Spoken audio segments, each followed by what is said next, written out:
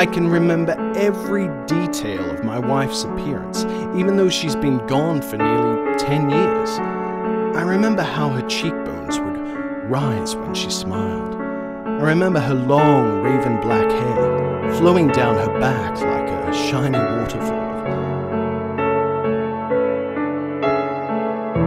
I also remember how she looked without hair. She was still beautiful, and she could still smile, but not as often as she used to.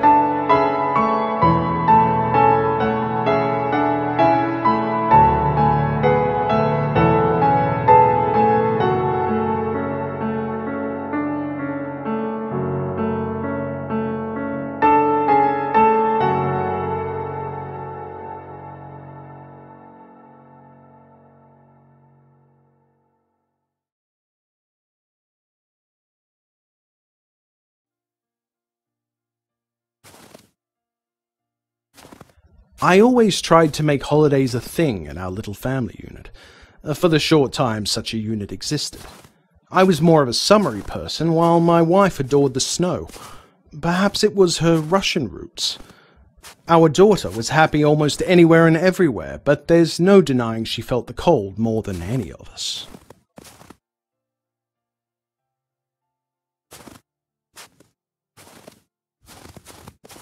Daddy, Kiri's shivering. He needs more fire. We all knew, of course, that she was referring to herself and not the rabbit, but if that was her way of appearing courageous, we were willing to go along with it. I rugged up and left the two ladies in the log cabin in search of wood to feed the fireplace.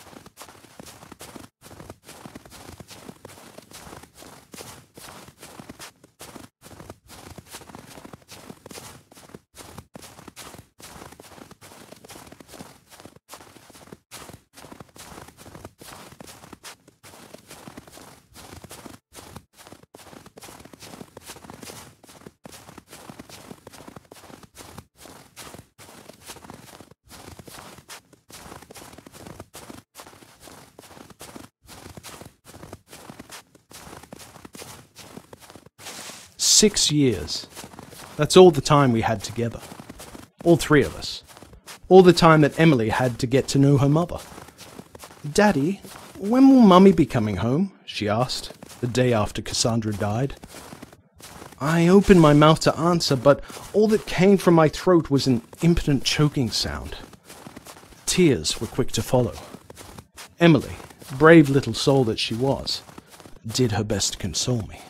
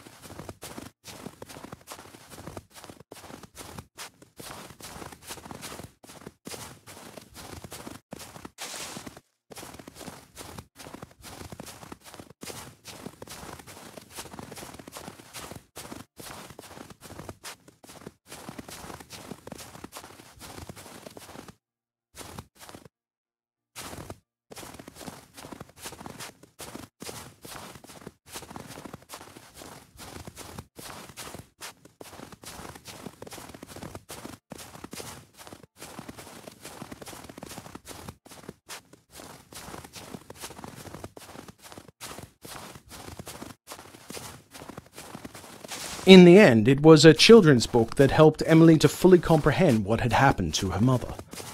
So the mummy dear got sick and there was nothing the other dears could do to help her? That's right, sweetie. We all have to pass on sooner or later. Your mother's time just came sooner than we expected. It was in that moment that I understood why families bought pets with short life expectancies, like goldfish and guinea pigs. Emily had little concept of death up until that point.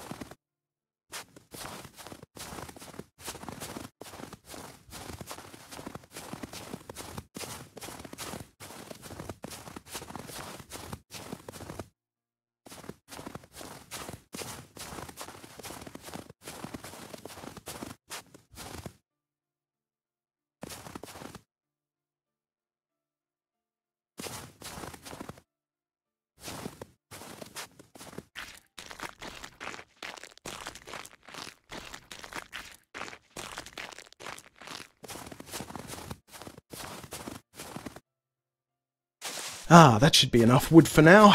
Time to head back to the cabin. I'm sure those two must be freezing by now.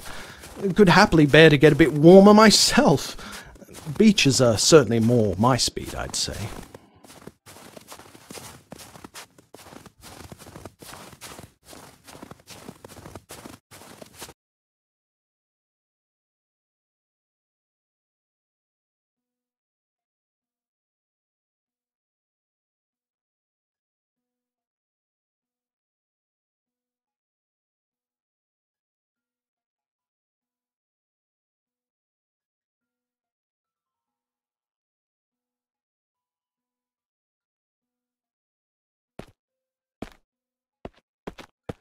Things went swimmingly for the first few days of the beachside trip, no bad puns intended, and Emily was enjoying every minute of it. Sometimes I worried that I may have created a slight loner of a kid, given how happy she was to play by herself, how proficient she was at finding her own entertainment.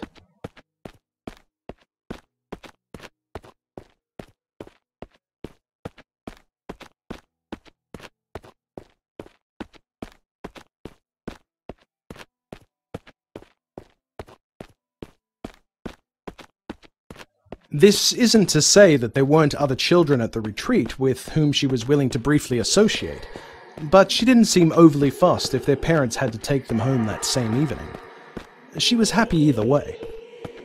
I guess I shouldn't have been surprised, given that she was an only child, and that she was no stranger to the idea that people might temporarily inhabit her life, only to depart shortly afterward. Perhaps I'd raised her a little too well in that department.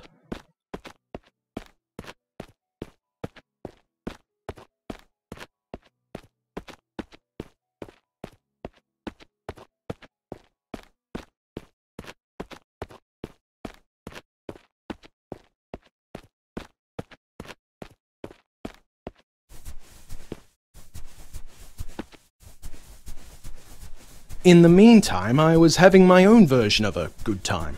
Freed from the shackles of a more polite existence, I found little reason not to drink the days away, and the nights even more so. I know that wasn't the plan, but anyway. I met some new friends, and even made the acquaintance of a very lovely, very single woman 5 years my junior.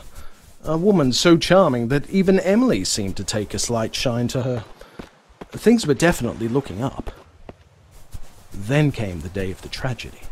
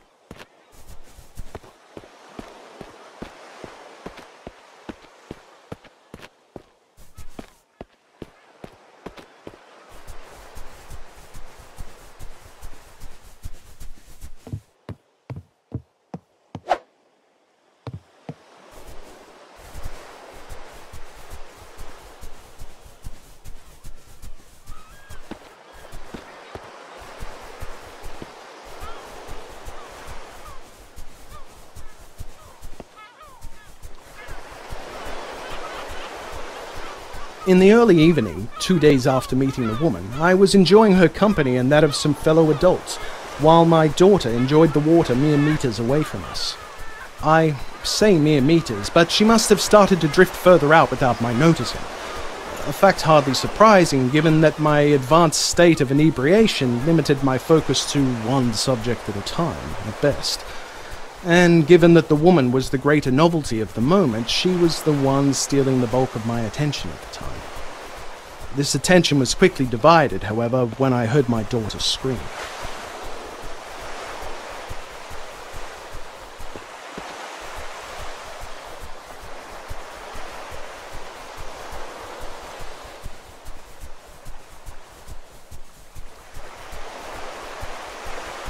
It's strange the sudden clarity one can experience, the moment one realizes that something they love is in danger.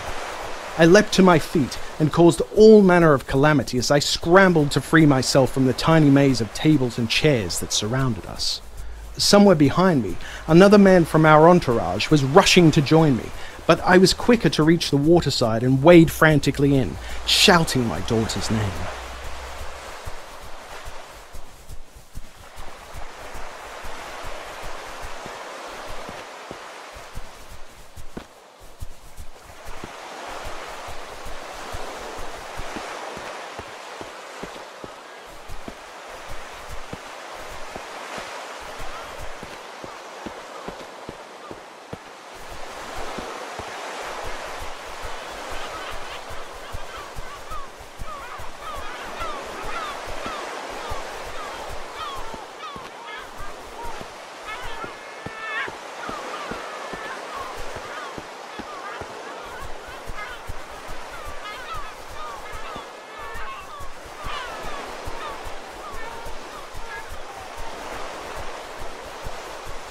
I couldn't actually see her at first, then glimpses only of her hands and arms as they flailed above the water.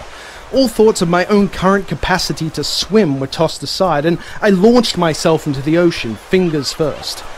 I'm not even sure if I was swimming in the correct direction the whole time, but my body knew it had to press on, irrespective. Something inside my burning brain told me that as long as I pushed myself forward, I could aid my daughter. By the mere fact of willing myself to be her savior, that was what I would somehow become.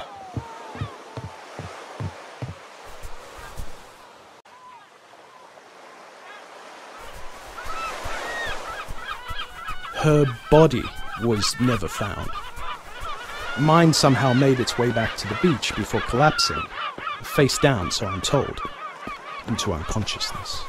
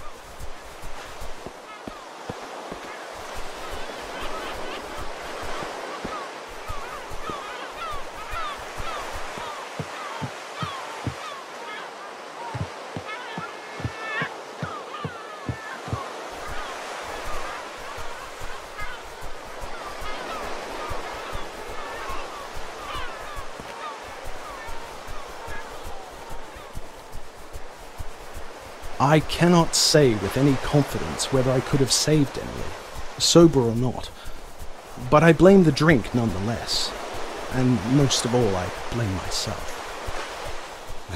Who am I kidding?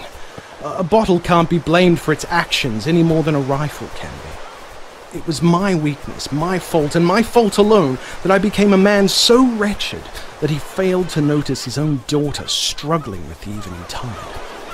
My last-minute delusions of heroism count for nothing. I simply was not there for my only child when she needed me the most.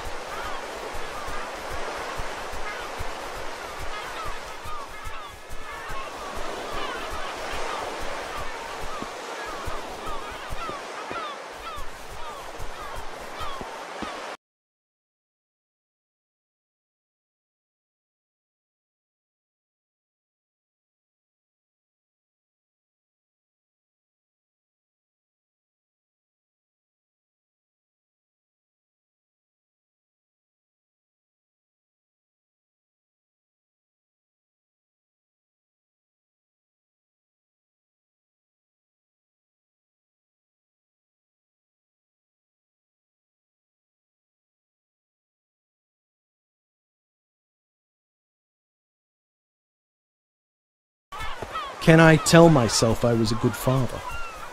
No, but I did try, more than my own father ever did. That said, the acorn doesn't fall far from the tree, and I can't deny the blood that runs through my veins. But I've punished myself plenty, and I've improved my ways. I don't drink anymore, and every year I make this pilgrimage to prove this fact to my daughter.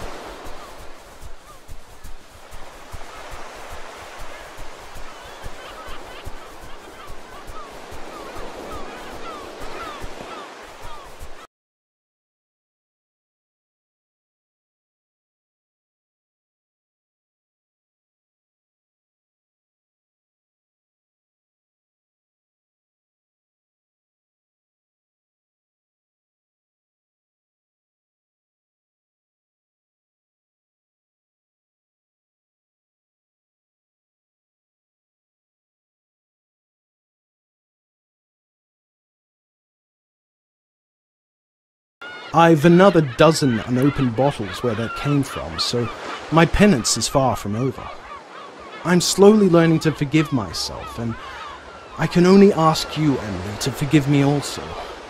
You were the most vivid reminder I had left of your mother, and Now that you're both gone, well, let's just say that I keep to myself these days. It's better that way. All that I can do is be the best teacher that I can and give other people's children the best opportunities that life has to offer them. I'm so sorry I couldn't do that for you. Farewell, my little mermaid.